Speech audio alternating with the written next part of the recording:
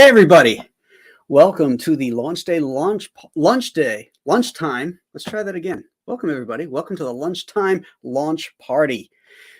We are launching on Kickstarter our giant-sized two-fisted manly tales. This is our first time on this platform, and I'm really excited. I'm really nervous too. I've had success on Indiegogo, and so this is my first time doing it here on Kickstarter by myself. I've had some others run campaigns for projects I was involved in on Kickstarter, but this is the first time I'm launching it myself. Welcome to the chat. I'm glad you guys are here. I see a lot of great backers, supporters, and fans. Stat Zero is here, Free Focus, Skip Edwards Art, Dr. Mask, of course, is here. Wouldn't be a party without you. Randy Howell, Rob Younce. Oh, look who's here. Hello there. Citizen Ronan. JDC, good to see all you guys. Now, I got some friends that are going to join us for this little party here. But before we get to that, the first thing we got to do is light this candle, as the great Alan Shepard said, as he sat on thousands of pounds of rocket fuel. So I'm going to just press this button here. Let's see what happens. I've never done it. So I am ready to launch, and I'll review details. Okay, I've reviewed that.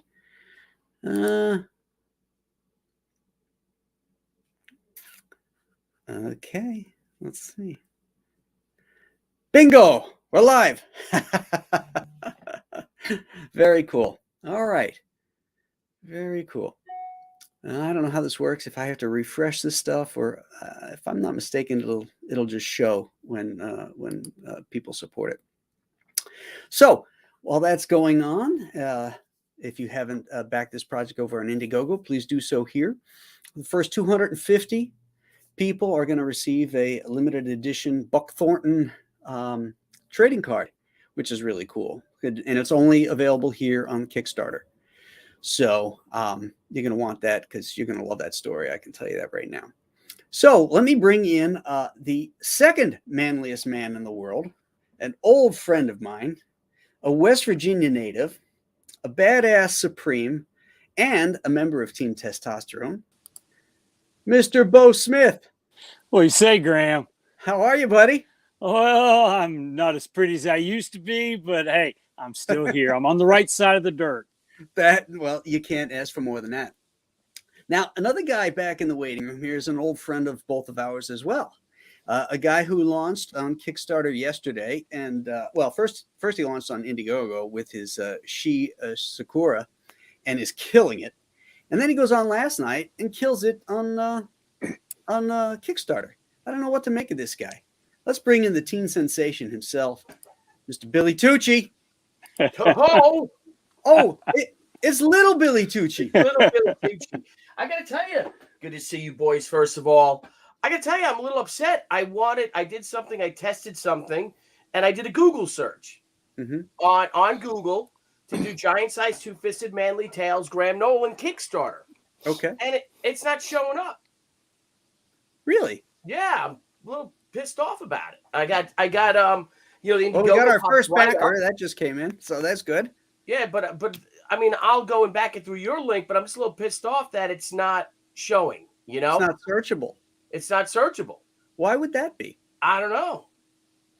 Right? I mean, I don't know if you want to check it out or have somebody else in the audience check that out.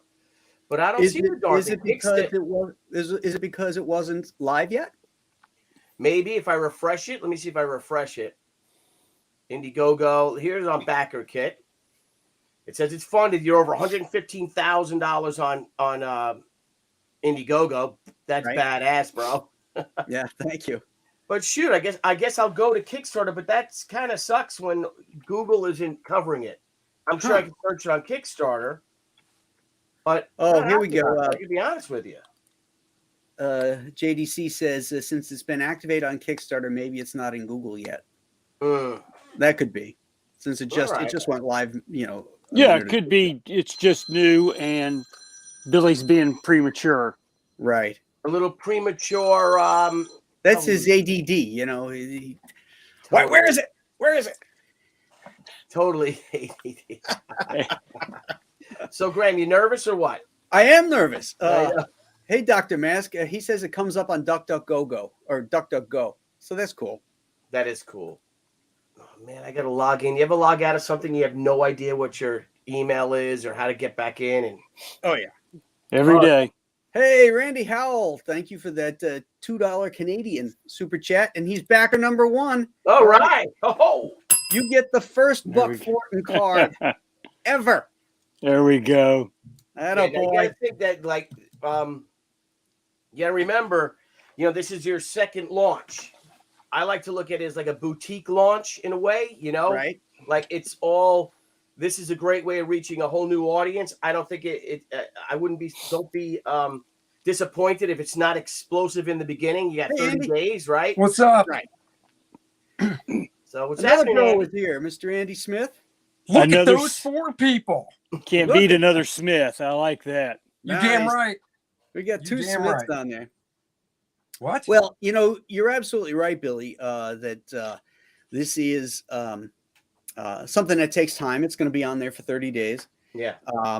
And the question is why Kickstarter? Why, after a successful run on Indiegogo, am I doing a Kickstarter campaign?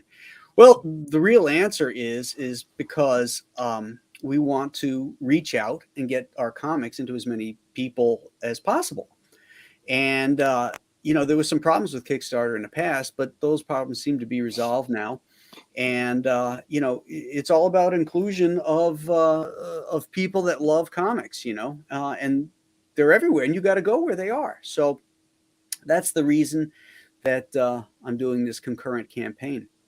Comics for everyone. Comics for everyone. That's right. Exactly. You're not going to get ideological comics from me. You're going to get fun, entertaining comics, and that's what it's all about. That's what comics, I think, for all of us, have always been about. Well, I'm curious about Bo and Tim Rozon's story there and Two Fisted. Yeah. Well, let's Yeah. let's talk a little bit about that, since we have the Bo man here himself. First, I got to tell you, Bo was one of the first people I called when I came up with the idea for this project, and I pitched it to him, and I knew he'd be all in. So he says, okay, let me think about it and get some ideas up to you. So he calls me back a little time later after he and Tim Rozon have conferred, and he pitches this story to me, and he starts it out with a 1957 bush pilot in 1957 Alaska is fighting commies. I'm like, Sold. sold. I'm in. Don't tell me anymore. I don't want spoilers. Yeah. Oh my God. So why don't you tell us a little about your story there, Bo? Well, the story that you're talking about is called True North, and not only does it reflect where the story takes place, but more so it reflects the character of the main character. That it used to be an old saying that if your compass ran true north, that you were a stand-up guy. You were someone that you could be depended on to do the right thing at the right time. And our character in here, Michael Mudhole Murphy, the bush pilot, is one of those guys whose compass is always pointing at true north. He's a fun-loving guy. He's a veteran of World War II. He's an Alaskan bush pilot in Alaska territory. We were not a state at this point, so things were kind of like a little bit like the lawless frontier up there. And if you've read anything on Alaskan bush pilots, those guys are probably the roughest, toughest, gone through, do anything, fix anything kind of guys ever. And Tim and I did a lot of research on Alaskan bush pilots, and I've been doing it for years, but Tim got on that as well. And we really wanted to represent that genre, if you will, of heroic characters that have never been touched on before. And we think we do that with Mudhole Murphy. Tim Rozon, for those of you that don't know, is been an actor of 20 years. He was Doc Holliday on my TV series, Winona Earp. He's also the star of Surreal Estate, which just got picked up for a second season. And he's done everything from one of the Lake Placid giant alligator films to a lot of what other people call high drama. Tim's a great actor, but he's also a businessman in the fact that he has a couple of restaurants in Montreal that are very sought after places to go. And bottom line is, if I had to say what I liked about Tim the most, other than being a lifelong comic fan, is he's one of the best fathers and husbands that I've ever met. He sets a good example for anybody any age that has stepped into being a husband and a father. And he's a good friend. Like I said, Tim's loved comic books from day one. Silver Surfer is his favorite character for various reasons. And Tim's young enough to be my son, so that puts him at about 45. But Tim has a great love for high adventure, for all the things that guys like my age grew up on. And that was a breath of fresh air for me to be able to collaborate with somebody. Chuck Dixon's somebody who I've collaborated with many times in the past, but he's older than I am. So it was nice to work with somebody young that loves the same kind of stuff. So yeah, this is high adventure. It starts at the beginning and doesn't stop until 10 pages are done. And there's a lot of surprises in it. Mm-hmm. This is for people who love high adventure. You know what it reminded me of? I know we're both Louis L'Amour fans, and he had a collection of stories of high adventure tales. And there was a story in there called The Diamond of Jeru. I'm sure you've read that, right? Mm-hmm. Yeah. A great high adventure tale. I think they made a bad movie out of that with Billy Zane, if I'm not mistaken.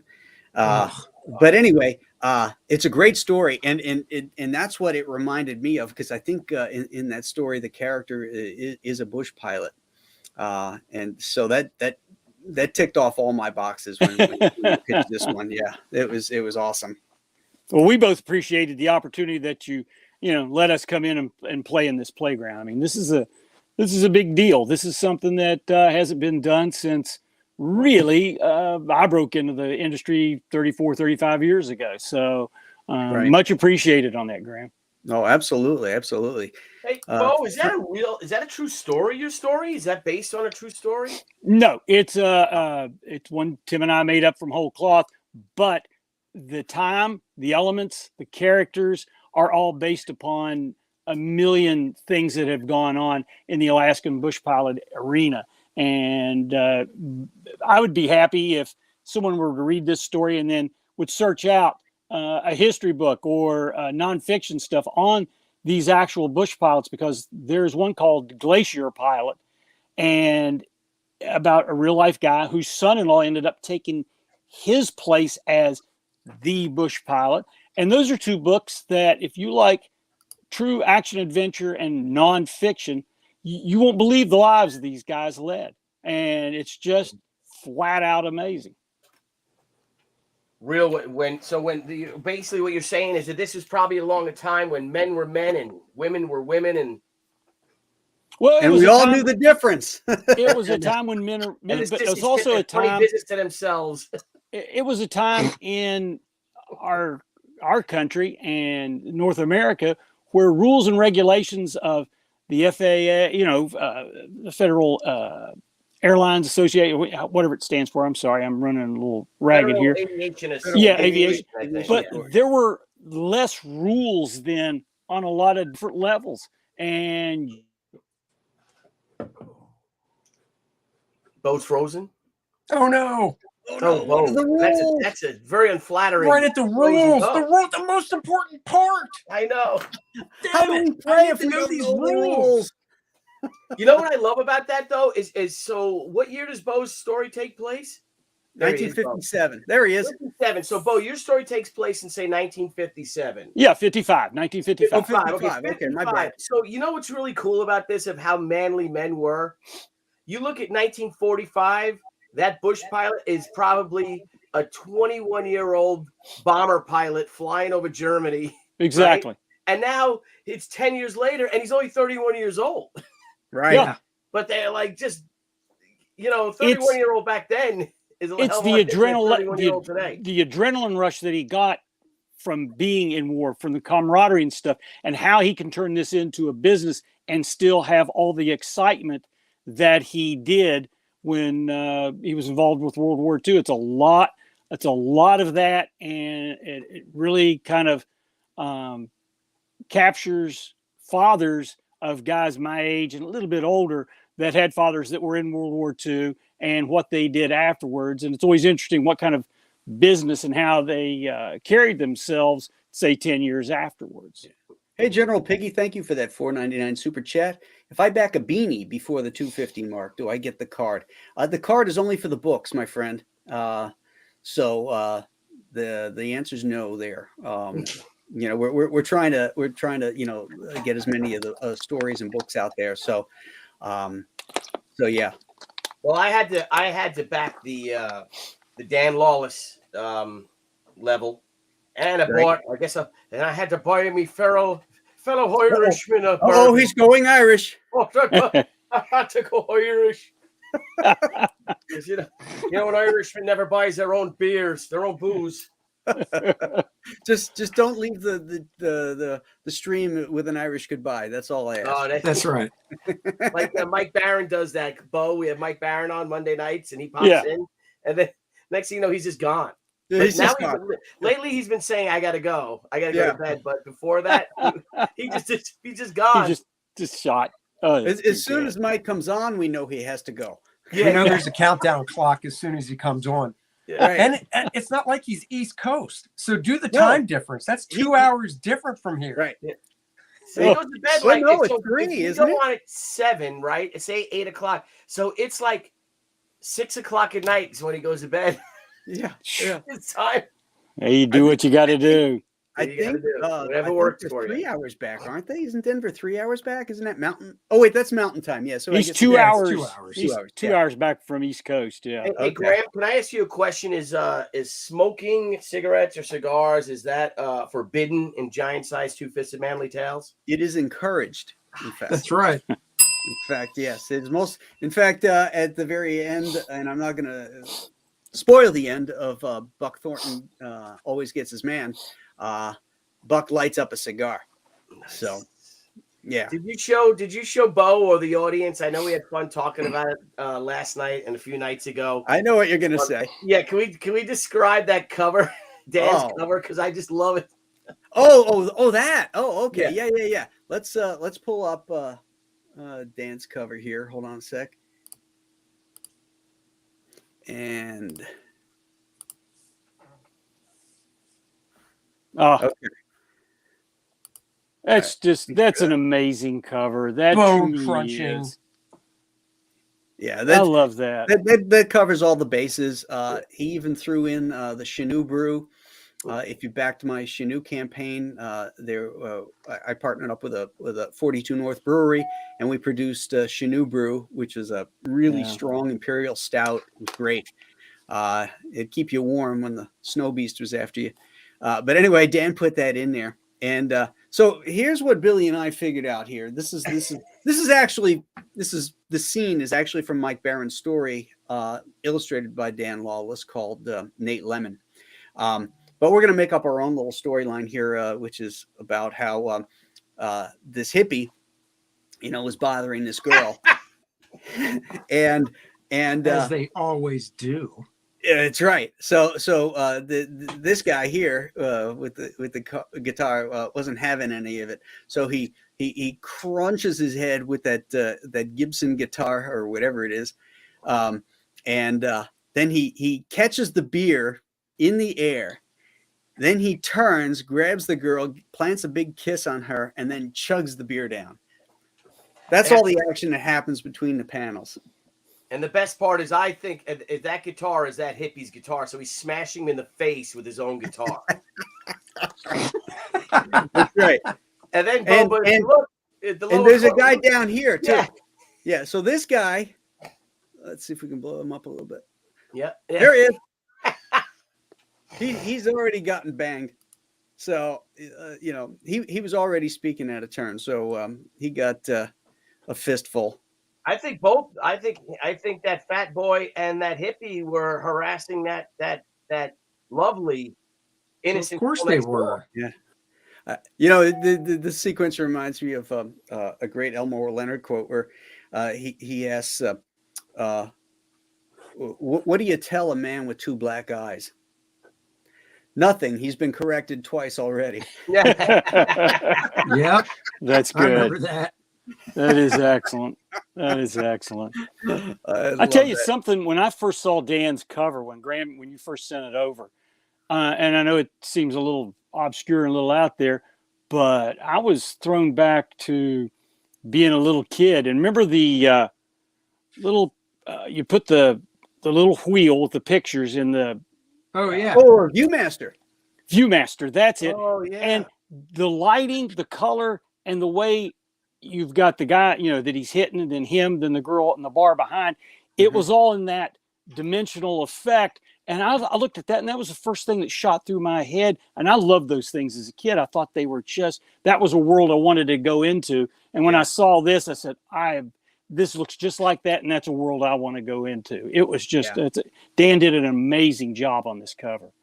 Well, these are all really great stories. We have 5 writers involved, each doing 2 stories, and then we have 10 different artists working on it. And it's I couldn't have been happier with the turnout of the styles of stories that all fit within that framework of Giant-Sized Two-Fisted Manly Tales, which is really sort of a celebration instead of a put down of toxic masculinity. It's that same toxic that phrase toxic masculinity should be made fun of anyway, but it is that masculinity that has built empires, that has built cities, that has created the civilization and world that we live in today. And rather than putting it down, we need to celebrate it. And I thought that doing these kind of stories, not only would they be fun and some of them tongue in cheek too, or satirical at least, they would be a lot of fun to read. This is not going to be for the Barbie crowd, I'm sure, that like those comics, and there's a place for that too. But this is a genre that has been sorely missed, and I thought it was time to bring this back. And guys like we got Bo, Chuck Dixon, Mike Barron, Kevin Grievous, and myself as the 5 writers. And I think the stories are killer. And you guys are going to really, really enjoy them and love them, because they're different genres too. Let's share a little artwork here, shall we? Ooh, yeah. Yeah. But I want to say that the book targets a certain audience, yes, but the book is for everybody. But there are some people it might not be right for, and it might be not right for these people. Not for sissies, says Captain Compass. And I'm going to just read what Captain Compass says, and hopefully, it will resonate with people. Here's what Captain Compass says about Giant-Sized Two-Fisted Manly Tales. It's a real comic for real men, packed with thrills and surprises from cover to cover. Giant-Sized Two-Fisted Manly Tales is not for sissies.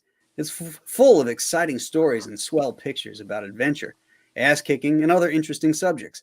I recommend it. Captain Compass is right. Giant-Sized Two-Fisted Manly Tales tells you how to deal with assholes and get out of tight jams, too.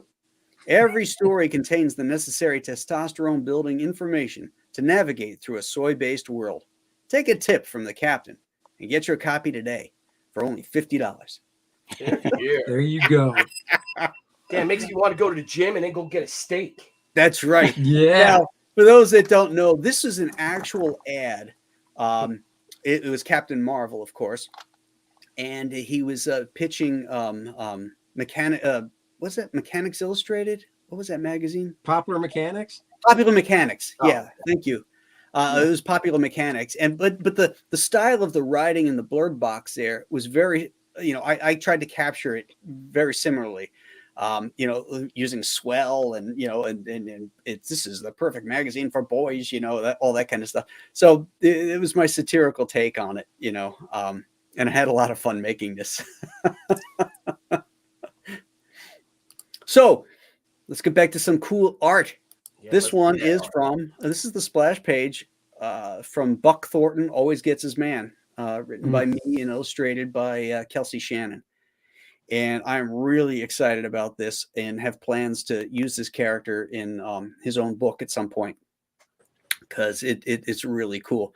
And what makes this story really unique and interesting was the fact that, and I didn't intend to do this for this book, because if you guys back the other books, Shanu or Alien Alamo, you know I'm creating this little Nolan verse, if you will, that connects all these characters together. And this was going to be a standalone book that didn't connect it. But lo and behold, when I started writing this, I found a great opportunity to bring in the aliens from Alien Alamo and tell a little bit more about who these things are, and because they're going to appear again in another tale down the road. So it was a fun way to introduce people maybe who haven't gotten Alien Alamo, but now we'll go back and get it, because now it is connected. So yeah, it was pretty cool and a lot of fun. Were you a fan of that movie, Them? Oh, of course. Yeah, right. Yeah. That was on last week. Was it? Yeah, on TMC. Oh, that's great. I love that movie. You know, I love when they find the kids in the sewer system there, and James Arness is standing there. And if you'll notice, James Arness is wearing the liner to the helmet. He's not wearing the actual helmet. Right. And it looks so funny because he's such a big man, and this little liner is sitting on him almost like a yarmulke. It's so tight. Yeah, he's like, I'm not wearing no metal helmet. Well, he wore it in World War II. Yeah. He's like, I wore that stuff already long enough. Yeah. But yeah, I love that film. And and the funny thing is, everything I know about ants to this day, and only everything everything I know about ants, I learned as like an 8-year-old watching Them for the first time. That's right. Now, of course, now we know that ants have been spotted in the stratosphere. I didn't know that. Well, says that he says that in the movie, why ants, because they ask how far they could fly, these giant ants. He says, well, regular ants have been spotted in the stratosphere. Now, my question is, how the hell do you know that? If you're in the stratosphere, you're in a plane, for one. B, you're traveling at least 500 miles an hour. How the hell do you see an ant? What if you look at your plane out your window of your what was that? The Comet, that plane, that beautiful Concorde? The what? The Concorde, the real fast one? No. That beautiful prop driven plane, the C-47? Was it a Constellation or something? Oh, that prop driven, beautiful 4-engined passenger plane from the 50s. Is that a Constellation or something? Don't know. Anyway, I guess if you look out the window of that plane, you see an ant hugging the windshield, hugging your little window, then you know they're up there. Yeah, there you go. Well, yeah, but then you got to figure he was on the plane when it took off. Yeah, I don't know. That just was one of those stretches where everybody, the scientist has spoken, and everybody's like, "Oh, well, of course, he says it so." Don't spoil it, Graham.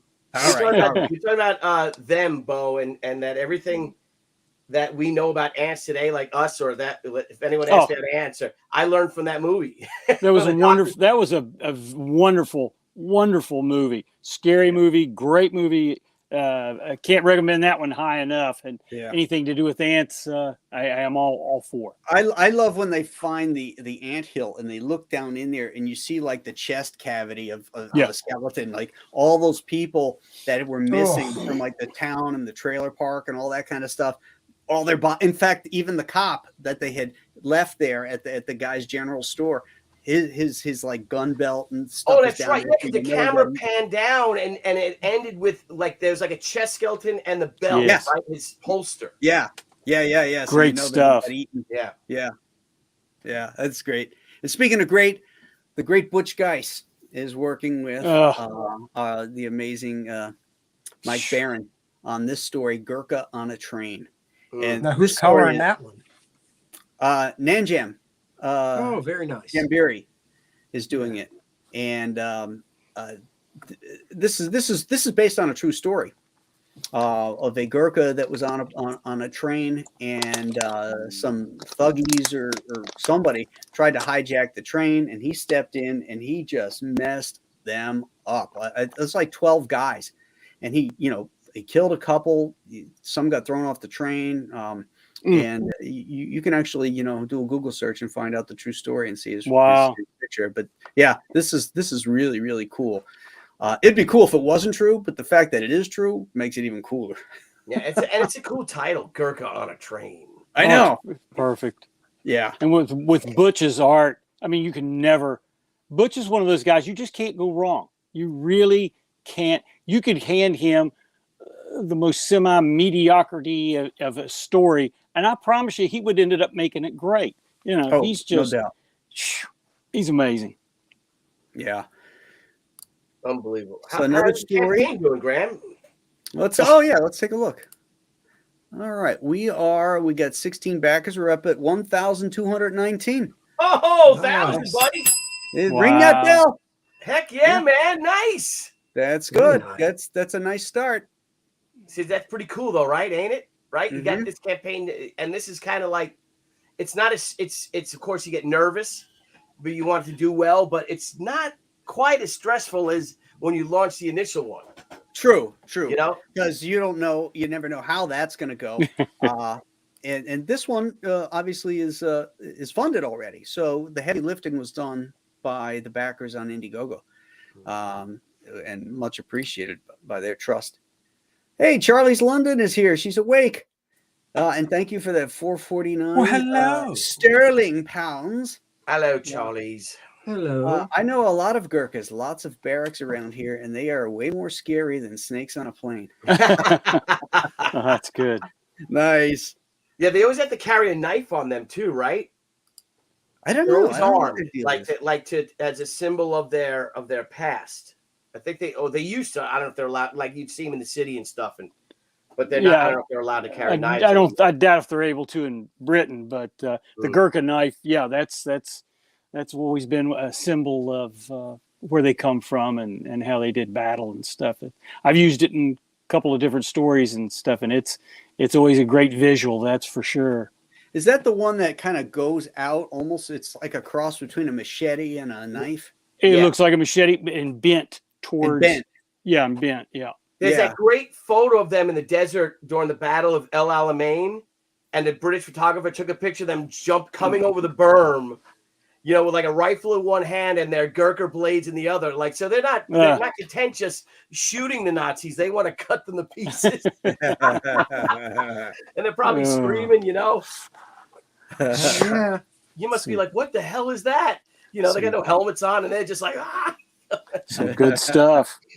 Yeah, that's really cool. This is the Nate Lemon story, which is also written by Mike Barron. This is his second story, and this has the. Is this right where the hippie gets it? Yeah. This is. There's the fat boy. There's the fat boy right here, who's mouthing off. I tell you, Dan, I would love to see a video sometime of Dan working, live. I hate to mention it, or no, I don't hate to, but the dimension is just amazing. I mean, I'm not an artist by any stretch of the imagination, but that would just be really nice to watch. He is, gosh, look at that. It's like 3D. Yeah. And he uses that Frazetta palette, which is really cool. Wow. I love how he's channeling Clint Walker there. It's a good. It does look like Clint Walker. Very good comparison. I know why because my very few people know that I submitted to Giant Size Two-Fisted Manly Tales to draw. Here you go. Ho! Hey now, ding ding. And I had a note saying, that apparently my drawings looked all like Clint Howard. Oh gosh. Was it Clint Howard as Baylock from Star Trek? Yeah. Whatever, Gentle Ben, whatever the hell he looks like. Ben, he was in that. He's been in everything. Yep. Man, what a career he had, right? As a kid, as a child actor. Yeah. Definitely. He never rose that leading man status, though, did he? No. Him and his brother were raised right. Thank genetics for that. That was harsh. Hey, it You is see what his it is. dad in Right? a lot of westerns. Yeah. Rance. Oh, yeah. Yeah. Yeah. And That speaking of recent book westerns, that him and Ron did called The Boys was an excellent book. Really one of those things you want to read about a career child actor who, again, continues to work through adulthood. I would love for Kurt Russell to do one from childhood to now. I would love for Billy Mooney from Lost in Space, who worked with everybody. I'd love for him to do one. There's a lot of those child actors that became successul adult actors too. I love the anecdotes and the stories and history behind that stuff. Because you could argue that that Kurt Russell was there during the golden age of Hollywood. Yes, right. He was there in the '60s. So late '50s. Yeah, he definitely would be. It'd be a wonderful book. It really would. It's interesting because I would say that probably him and Elizabeth Taylor are the most successful child actors who transitioned into becoming movie stars. Yeah, true. Yeah. Right. That would be a good comparison. Wait. Elizabeth Taylor and who? And Kurt Russell. Oh, Kurt Russell. Yeah. Kurt's a staunch conservative, whereas Ron is a big liberal. But interesting stories all the way through, and just would love to hear, the guys that were successful, or the women too that were successful in Hollywood as child stars, were ones that had very strong parents that watched out for them. Because that area is a predatory haven, even back then. So many people got screwed up and went awry, but Rance Howard knew the business, and Kurt Russell's dad, Bing Russell. Yep. He had been in millions of westerns as well. In fact, have you ever seen The Battling Bastards of Baseball? No. Oh, it's a great documentary about Bing Russell starting the one of the first alternate baseball leagues. Professional baseball leagues, and Kurt played. He played pro ball, for that team, and then he eventually sold it to Major League Baseball, and they tried to lowball him and stuff. And he was a smart businessman, and these guys were wild. It's like what's that baseball movie with Charlie Sheen? Major League. Major League, yeah. That's what this is like. These guys have got, they got their long hair. They're jumping up into the stands, eating hot dogs with the fans and stuff. It was, it's a great documentary. If you haven't seen it, check it out. And that's real. So it's like a real life slap shot, but with baseball. Yeah, but it happened and it was true. And Kurt Russell's on it too, and he talks about it. It's really neat. I think my favorite, just think about Kurt Russell of roles and stuff. My favorite portrayal of Theodore Roosevelt on screen. I thought Brian Keith did a great job of him in The Lion in the Winter. But I got to tell you, he was also in the Rough Riders. He played him. But I think Tom Berenger in the Rough Riders was a great TR. But I think Kurt Russell could have pulled off a great young TR too. That could be interesting. He played a good Elvis, that's for sure. Yeah, he did play good Elvis. Yeah, that was his first movie with John Carpenter. I didn't know that was a Carpenter film. Yeah, that Elvis TV movie was one of Carpenter's first films.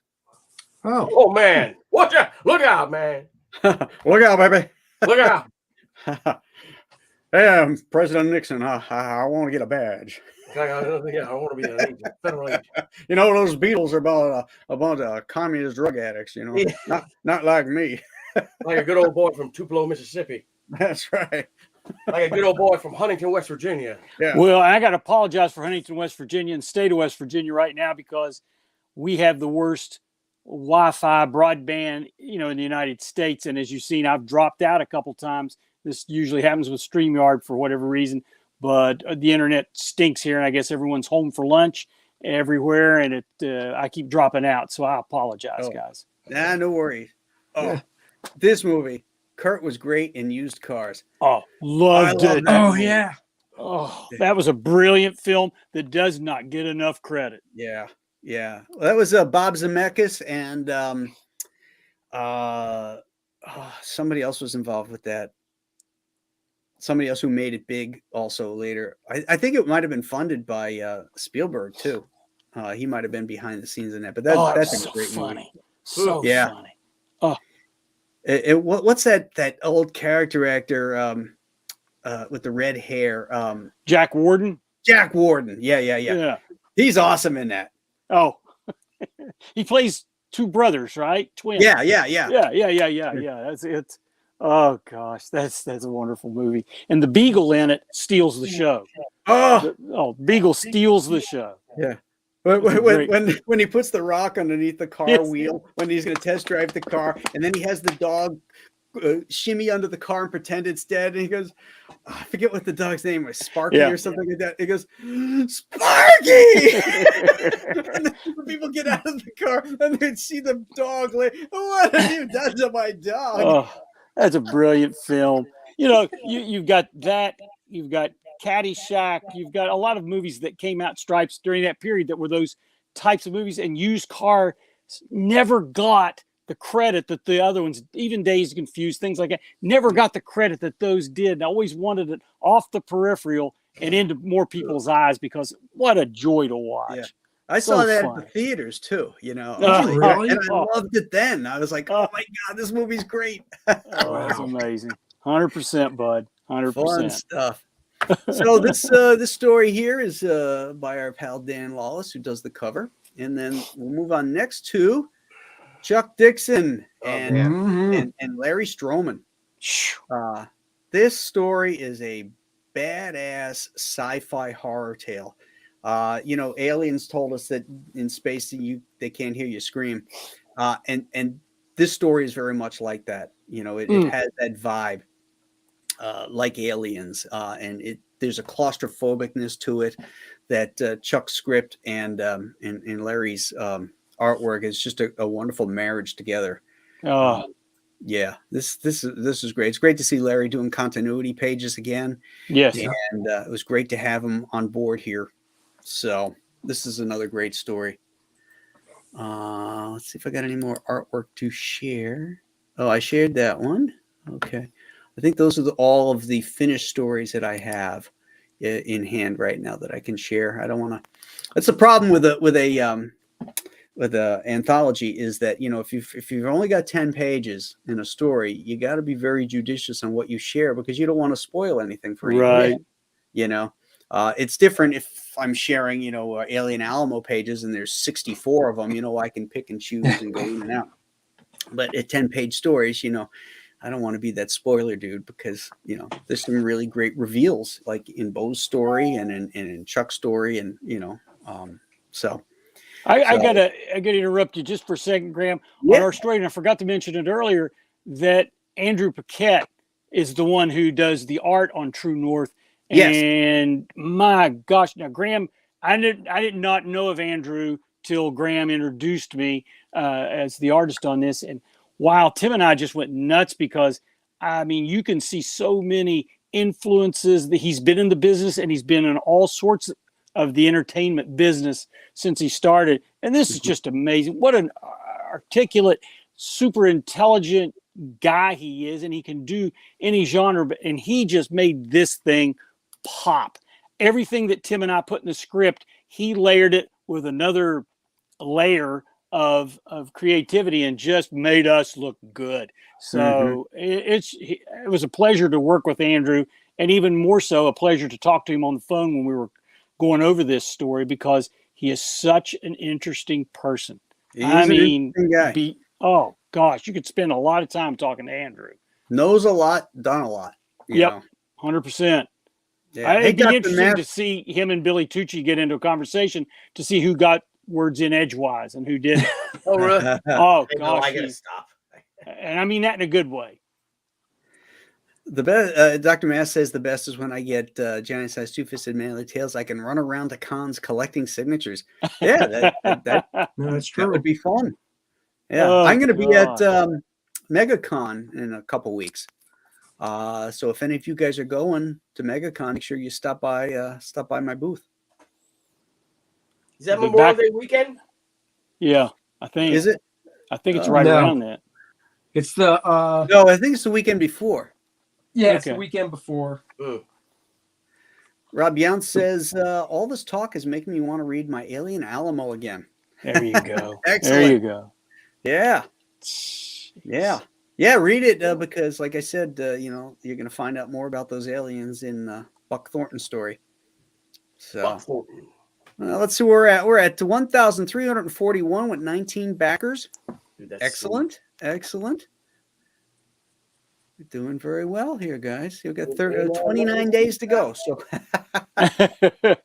so if we can do 1,000 a day, that's 29,000. That should get us up to close to upgrading the Michael Golden cover to hardcover, which would be awesome. When you plan on bringing this to press? Or are you still waiting on guys like Bo Smith to deliver his story? Waits on Bo. No. Bo's got it done. Fulfillment is scheduled for August. Nice. Barring any supply line problems with the printers, I should have everything ready, files all ready to go to fulfill in August. That's my plan. That's cool.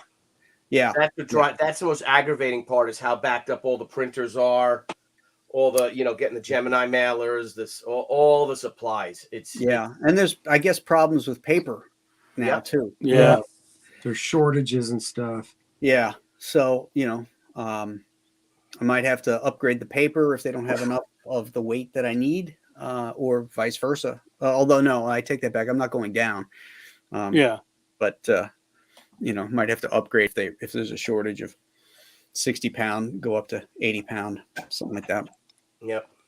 Well, I'm just glad that this is going to be out in front of people, and like you said earlier, Graham, that this appeals to really. I mean, it does. Yeah, it's got a core audience of people that will like it, but these stories, especially the ones you've let me be privy to knowing about, are appealing to everybody, and we have not had that in a long time on the newsstands or in comic shops that appeal to just about anybody from 18 to 80. Let's just put it that way. Sure. And I don't care what gender you are. You're going to enjoy these are compelling stories about not just heroics, but times in world that rules were different. Now, I'm not talking about everything's in the past because there's some that are in the future, but there are no limits on this to the appeal it has for everybody. Mm-hmm. And those are the kind of stories that I grew up on, whether it was getting some comics from the 50s, like the EC stuff that appealed, even though some of them were horrific or two-fisted, but they appealed to everybody. My aunt, she was a few years older than me, 10 years older than me, when she was in high school. That's how I discovered them. She read them. And she loved scary comics. Yeah. And, this just appeals to everybody. And I'm hoping that the core audience that's going to support this is going to spread the word to everybody that likes horror, humor, historical stuff, action, adventure, because we've got it all here. I mean, and it's a good bunch of people, seasoned people that are attached to this. Marketing wise, it fills a void, but it's a void that was never completely closed. It was just shoved to the side for a little bit. It needs to be opened back up. Yeah. And, people, I think some people might get the wrong idea with the sort of satirical title, Giant Size Two-Fisted Manly Tales. It's a celebration of masculinity. It's not a celebration of misogyny. Right. These are stories about fathers and brothers and men who have, who stand up and do the right thing as protectors, as defenders, as warriors, these type of things. So I think that, women will enjoy these stories as well. Oh, and the other, boys, younger boys, adolescent boys, this is the kind of stuff that I came in on as a child. Again, the EC stuff and then a lot of the anthology stuff, because it was my first chance, say at 12, 13, to get to read something that was perceived as, well, only, older men can read this. But in reality, it was, I compare it to even the Fantastic Four, what Stan and Jack did. That was written for everybody. And these are written for everybody. And I think everybody's going to get a chance to get good, compelling stories with characters that, and Graham's put it so well so many times, that do the right thing when it needs to be done. And for some of these guys, that's 24/7. And, it sets examples of, as a person, to do that right thing, treat that person, and don't get treated bad. And when you get treated bad, there are prices to pay. Absolutely. Hey, Paul, thank you. He says if the Chinook and Alien Alamo were any indication, Manly Tales is going to be super high quality. A truly professional project. I've enjoyed all of Graham's projects quite a bit. All right, thank you, sir. That's awesome. Yeah, it looks Gretzky the Great. Salute, chat. Salute, Graham, Billy, Andy, and Bo. Salute. I don't get saluted often. I'm happy about that. The Jaws Obsession. Thank you for that $10 super chat. That's a good cigar, my friend. Epic project by epic artists, Manly Tales not to be missed. Thanks for all you do, Mr. Nolan. Love the commission of Quint. Are you open to more commissions? Yeah, there's still slots available. My friend. Do you have them on the Kickstarter commissions? No, there are headshots are available, head sketches like there were on Alien Alamo and the Chinook, but not the full commissions. Those are only on the Indiegogo site. And out of curiosity, why did you omit them or not have any new commissions on that? Just curious. Because I thought more people would want a lower price point, lower margin for a sketch versus it would reach a broader audience than the higher end stuff. The full commissions like the one I showed you last night, the Batman one. That's $1,500. So the head sketches ones are $200, so it's a lot more affordable for people, I think. Yeah. It is nice that it's so clean and that you have so few items to choose from too. Right. Yeah. I think some of these campaigns get a little bloated, and I think it's hard for people to find stuff. Well, what is it that I want? How is this one different from the other one?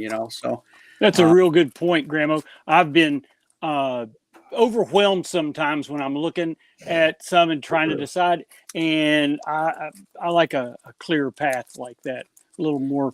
What minimalist is probably not the right word, but I get overwhelmed by a lot too many choices sometimes. Yeah, streamlined is the word I use. There you go. That's great.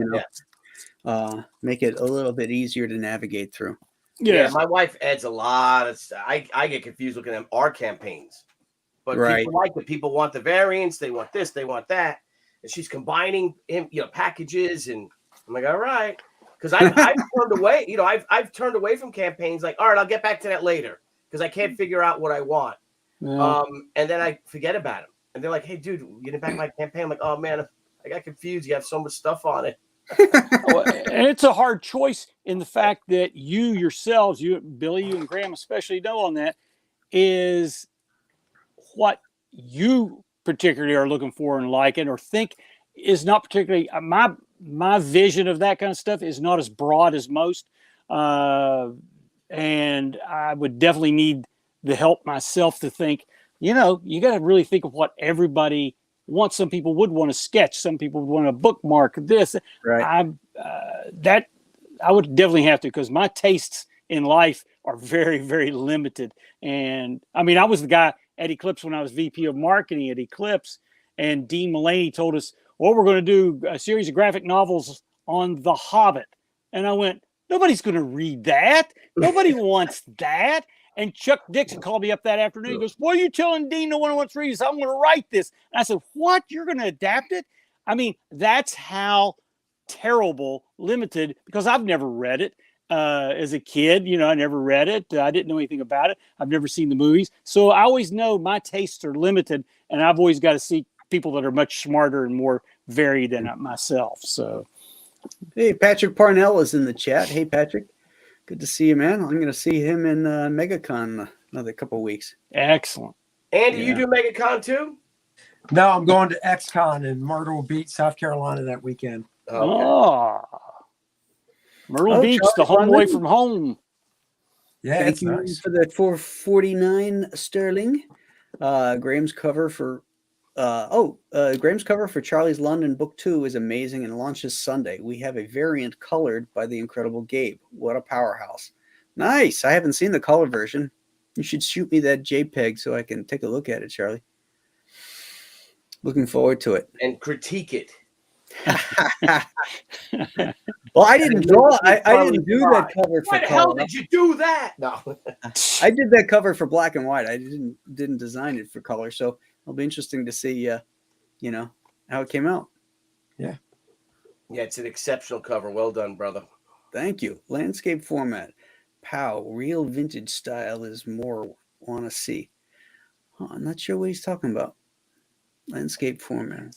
Landscape. Like a comic that opens like this, like sideways, Yeah. panoramic. Do some cool letterbox type panels. Right. That would be cool. I don't know how much that would cost. Right. Probably. It's hard to read. I don't like books that are oblong sizes. As much as I love like the artist editions, those collections of the original art. Oh yeah. They're a beast to look at. You almost have to have them on a table and just kind of leaf through them like you would original artwork. Because you can't sit it on your lap and read them. I don't know, Graham. Sounds like you need just to hit leg day a little harder if you can't fit one of those on your lap. Oh god! Dang, man! Wow! I expect talk like that. Honestly, Graham, I expect talk like that out of Aaron. Not you. Damn. Aaron's a monster. Hello, gents. Graham. Michael Golden is coming to Niagara Falls Comic Con. Any plans to hang out after? No, because that Niagara Falls is Niagara Falls, Canada. And it's a pain. Tell the truth, Graham. You don't go to Canada anymore. Well, he's not allowed to tell you why. It's a pain getting over the border. It really is. So Can't you just load yourself in a barrel and just go over the falls and technically yes. Yeah. But so I probably won't be going up to that. It used to be so easy. I used to go to Canada all the time. And you just drive over, show your driver's license, and take. Now you got to bring your passport, and I'm not sure if they still have COVID regulations going on over there. So yeah, probably not. But I'll see Michael at MegaCon, and Renee. So I'll be hanging out with them there. But all right. So hey, man, we got a nice group in here in the chat. So Billy, I looked at your campaign this morning, and damn, son, you had a good night. Yeah. I don't know if I could share it, but go ahead. It was a great night, and let me open the page. Let me see if I have it. But I want to thank everyone for something because here it is. All right, good, I found it. Hey, you can share it if you don't mind. Yeah. Is that she Return of the War? She Haikyo. No, I'm sorry. She Sakura. Get all these Japanese names wrong. I'm glad you did because I got it right when I was talking about it. So yeah, you did. Yeah. Then all of a sudden I got nervous. Yeah. What did it mean? Oh, look, it went up. Look at that. I want to thank you guys because this campaign breaking $30,000. Oh wow! In a night, we're coming on 300 backers. This has officially put us, Crusade Comics, for the past 3 years, officially over the $1 million mark. Wow! Oh, nice. So thank you guys all. Excellent. That's thank great. you. I mean, I'm just astonished. Yeah. I don't even know what to say. You guys are wonderful. Thank you so much, and thanks, guys. We're here to talk about two giant-sized, two-fisted manly tales, but no, we share it. We're here to celebrate the success of all. That is correct. Yeah, I'm ready to send I'm gonna eat after we get off. I'm gonna eat some lunch, and I'm gonna. The rising tide lifts all boats. That's it. Mm-hmm. I'm gonna send out some updates and some press releases that 99.9% of the comic book press will ignore. That's true. That's true. Well, then you got to ask yourself how much of that comic book press do you really need? So that's what I was saying last night, Bo. I mean, yeah. If they do a story on you, what are you going to get? 6 people reading it? Right.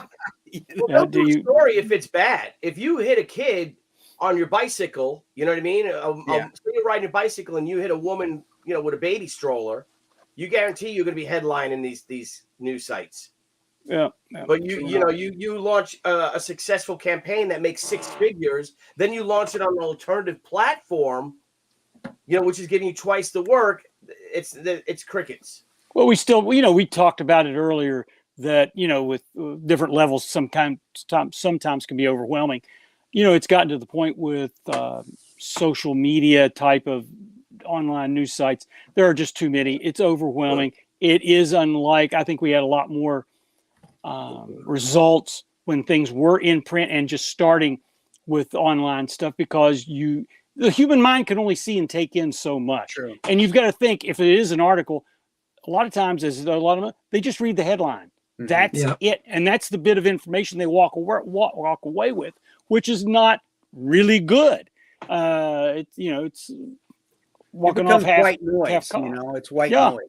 Yeah. So how much of it's really needed? Not. I think a lot of what you're doing here today and things like that really do get the word out, because there are so many creators of books that I don't know that I will stumble across just off YouTube or that and say, okay, I didn't know about that, or get vetted from another person. But news sites, it's overwhelming and unreliable. So, indeed. You roll with the flow. It's nice has to get a question for you. Aren't you in the new Kickstarter for Sketch Magazine too? Yeah. Ah. Yep. Yeah. What is that?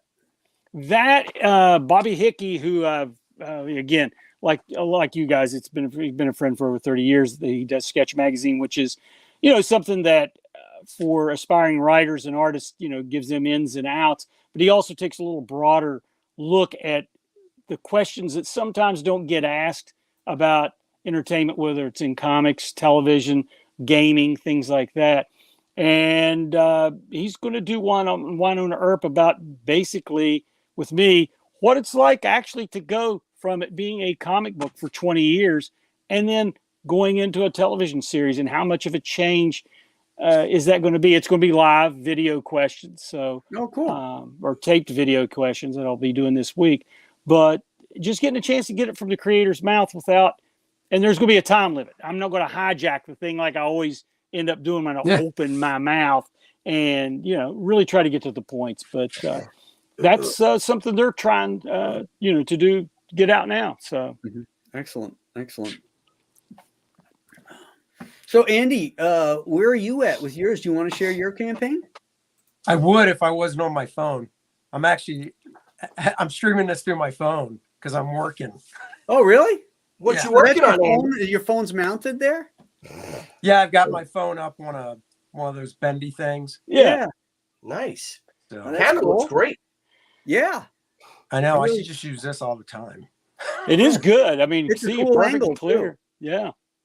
Yeah, so I would, but no, I'm working on the stuff I do kind of yearly for the Chicago Bears. Yeah. So I can't show it though. Wait a minute, Andy. Say that again. Say that again for me. Lifelong Bears fan since '63. Oh, you are? Oh, bud.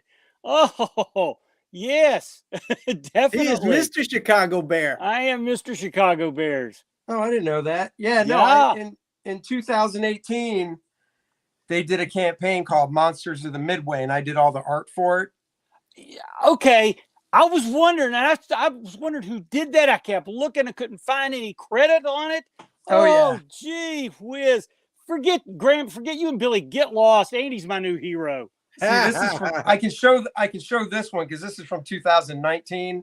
This was one of the players I did. Oh, geez. This is great. Okay, Bo. Bo, you're a big fan. Who's number 21? Is that? I couldn't see. 21. Yeah. 21. Yeah. This is from 2019. And honestly, I don't have it written on it. So no, I don't. I can't tell you from 2019. Don't know. I don't know. But so in 2018, that was the big year where this was the whole campaign for the year. Then every year after that, I'll draw, some new players that got drafted or traded. Oh, that's great. The new coach for this year. So I'm working on a player now. Plus, I also have to draw the opponents that they play as, made up villains as well. Oh, man. Andy is my new hero. This is great. No, Well, Bo, I tell you what, man, if you go to my website, you can see some of it. But also, I've got all these originals. I mean, I think I've only sold like 3 or 4 of them. So I've got so many freaking players. If you have any favorite players, shoot me a message and I'll let you know if I've drawn them. Okay, I will do that. Now, Andy, have you gotten to draw any of the 2023 Super Bowl champion Buffalo Bills yet? No, I usually don't work in the future. Huh. Oh, okay. And I also stay away from Fantasyland. Because I'm a Cowboys fan. And no, not doing great. no, Andy, don't say that. Please don't say that. It's bad enough Billy's a Yankees fan. Hey, now. Yeah. I'm a Yankee Hey, Wait fan. a second. The Yankees are the Cowboys of baseball. Bo, I thought we were talking about real sports like football, not that thing where I you think throw a Andy, baby I think ball we're at gonna have somebody. to reevaluate Andy's membership into the professionals. Yeah, Whoa. I have to read this chat here. Go Bill. Thank you. No. Well, no. I think everybody. I loaded up Andy's page if you want to share it. Thank you. Here we go, Andy Smith. So what we got here? Thank you very much. Billy's a Thank you whiz. very much. It's First Man 2 Learning Curve. I got the email today from the printers saying that the books are now out on their way. So excellent. Nice. Wow. And then Andy Gogo's going to throw up all over your house for the next 2 months. Oh my! I already told my wife the sunroom is going to be filled with boxes. Because I do not have enough room up in my office, even though I've got a pretty big one. There's not enough room up here for all those boxes. Gosh. Well, I could share the video if you don't mind. Go right ahead. To the depths of space. Sorry, hang on. It was on. Luke Henry, after kicking Monarch's ass to the depths of space, is back on Earth. And now he's looking to save the world from the Fourth World Foundation. Sure, he had help from Penumbra before, but she's not helping him this time. He's got to face it on his own. Look at these 4 people. He's coming for a villain known as Adonis. He'll do it. You'll be there. Back it now. First Man 2 Learning Curve. Well, thank you. Wow. So badass. That is a damn good video, bro. Yeah, so, guys, if you haven't backed Andy's campaign, do it because the books are shipping to him soon. Fulfillment starts next week. Yeah. So, if you back this project now, let's get him up to 50K. You'll get your books almost immediately. I mean, they'll pretty be much a really fast turnaround. So, 64 pages. Man. Look at these 64 pages. That's right. Look at these 64 pages. So, yeah. You got any commissions left to it for it? Headshots? You got 5 headshots left? Yeah, I got 5 headshots bucks, left. bro? I think there's like maybe 2 figures left. It says 5. It says 10 out of 15 claims. So you get a beautiful inked headshot, head sketch commission for only $100. Damn, you got to raise your prices, bro. Single figure commission, you have 1 left for only $200, and you got to raise your prices, man. Well, they're 7x10. They're only 7x10, so they fit inside the bag and stuff. Oh, that's a good idea. Andy, when is the drunken live stream to polish off those 15 beers? Yeah, that is going to be from probably a brewery here in town. I'll have Dennis as my designated driver, and probably once fulfillment's over, the bulk of fulfillment. You going to do it all in one sitting? 15 beers? I don't know yet. I was thinking, I don't know. Dude. If I did, I'd have to be there all day. And I haven't been at a bar for 8 hours since 1994. Bart and I actually, when I lived in Syracuse in 94, they opened up a Hooters. So Bart and I got there when they opened at like 10 or 11, and we stayed till like 8 or 9 that night and got totally plowed. Our better halves were not that thrilled. But by the way, I forgot to mention Bart is illustrating Chuck Dixon story. Yeah. A Viking story. I mean, Yeah. how cool is that going to be? That'll be nice. Yeah. That'll So be good. Bart, if you're watching, get to work. Yeah. I need those pages. That's Hey, right. Yeah, you don't want to see Graham Nolan come up on your phone. That's for sure. That's right. Speaking of I called Bo once. I said, he picks up, he goes, hello. I go, where are my pages? Oh God. He says, I'm working on them right now. Graham, did you have a cigar in your mouth or something? You know, Parker. He was Carmine Infantino all over again. I'm working on them, and you're slowing me down with this phone call. So, Bo, I'm cleaning my studio up, and I'm talking about something manly. I want to show you what I found. This little gem right here. Oh, the Rough Riders. VHS of the 1997 Rough Riders movie. gosh, that's superb. That was a good. Is that film. Sam Elliott? Yeah, Sam Elliott. Yeah, he played Bucky Gary O'Neill. Busey's. Yep. It's a He great played- movie, Graham. You got to watch. He played Edward O'Neill. That was great. Yep. If you are into Theodore Roosevelt or history, this Yeah. is spot on. Directed, Yeah. written, and directed by John Milius. Yep. Oh, it is? Yep. Yeah. By the soundtrack by Bernstein's son, Leonard Bernstein. You'll really like it, Graham. Seriously. Oh man, if it's Milius, I'm gonna love it. It is so it's amazing. It really is. It's What one of my year? favorite films of all time. What year? 1997.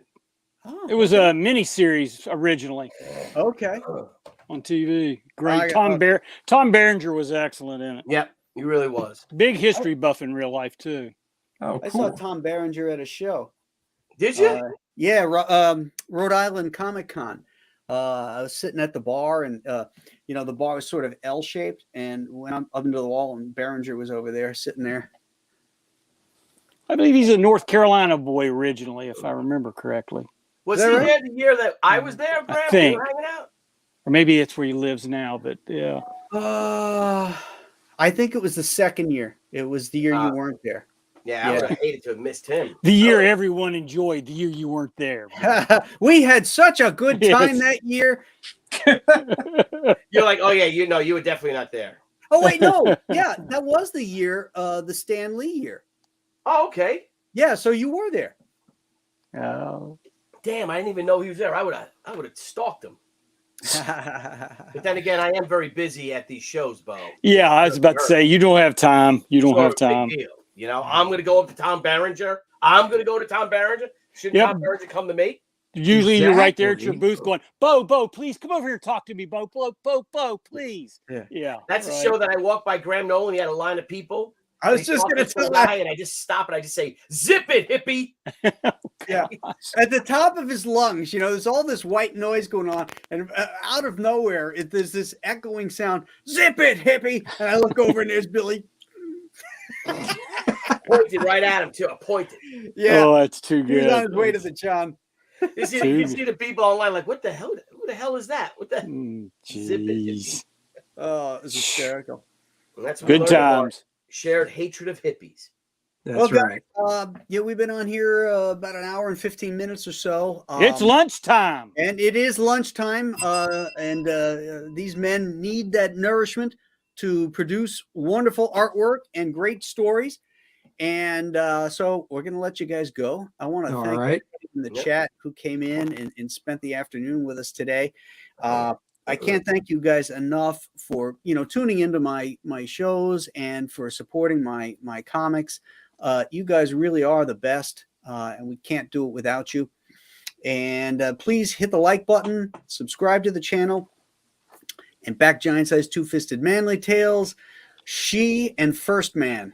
There you go. We would be very appreciative of that as well. You guys, please share those links around too. That really helps, even if you can't support it. Get the word out, talk it up. Let's take this stuff viral and get it in front of as many comic book fans as we can, because we want everybody, to read these great stories. So thanks again. You guys have a great day, and we'll see you tonight on the Storytellers. Tucci is going to be my guest. So 7 p.m., right? 7 p.m. Eastern time? 7 p.m. Yeah. So Sounds we'll see you. good. Okay. All right, See you y'all guys. be good. Bye. Thank